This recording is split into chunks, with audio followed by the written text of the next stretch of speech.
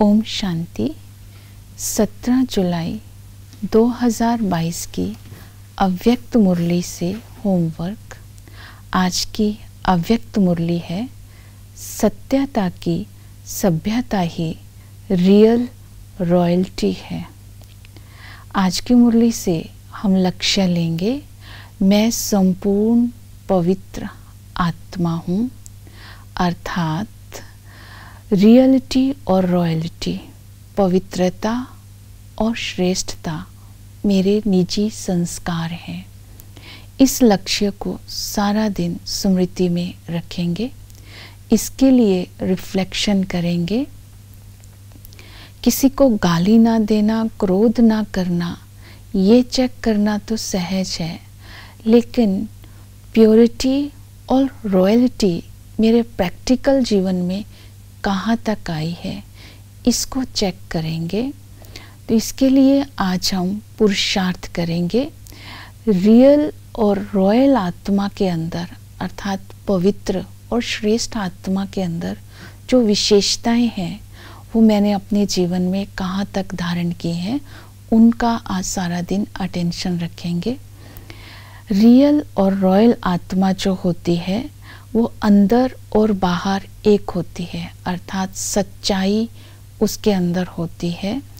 तो ऐसा रियल और रॉयल आत्मा के अंदर चलन में, बोल में, कर्म में, संबंध में, संपर्क में मिलावट और बनावट नहीं होती है, सच्चाई होती है। ये आज अपने अंदर चेक करेंगे, क्योंकि जो रॉयल्टी है, चित्त में पवित्रता जब होती है तो बोल और कर्म में रॉयल्टी स्वतः ही आ जाती है, श्रेष्ठता स्वतः ही आ जाती है। तो आज ये विशेषता को अपने अंदर चेक करेंगे। दूसरी रियल और रॉयल आत्मा की विशेषता है सच तो बीठो नच। सदा ही ऐसी आत्मा खुशी में नाचती रहती है, और वो सदा नाचती है तो इसका मतलब है कि वो चित्त से भी हर्षित है और मुख से भी हर्षित है। केवल बाहर से हर्षित होना नहीं, अंदर से भी हर्षित रहती है। तो इसीलिए ये रॉयल्टी अपने अंदर चेक करेंगे कि अविनाशी चित्त, और अविनाशी चित्त में हर्षितपना है और बाहर का हर्षितपना है। ये रॉयल्टी को आज अपने अंदर चेक करेंगे। ऐसी आत्मा जो होती है न्यारी और प्यारी होती है, इसको बोलेंगे अति न्यारा, अति प्यारा। ऐसी आत्मा ना किसी की अटैचमेंट में आती है, ना किसी को अपने प्रति अटैच करती है, तो दोनों से वो न्यारी रहती है। तो यही रॉयल्टी है। तो अपने अंदर ये चेक करना है कितना न्यारापन और प्यारापन की विशेषता है। और ऐसी आत्मा के अंदर सदा ही संपन्नता और भरपूरता की महसूसता सदा ही वो आत्मा महसूस करती है, चाहे मन से भरपूर होने के कारण स्थूल और सूक्ष्म में भरपूरता अनुभव करती है। मांगने का संस्कार नहीं होता है। जैसे सूक्ष्म, जैसे मान शान का मांगना, प्राप्तियों का, किसी भी प्रकार का मांगने का संस्कार रॉयल आत्मा के अंदर नहीं होता है।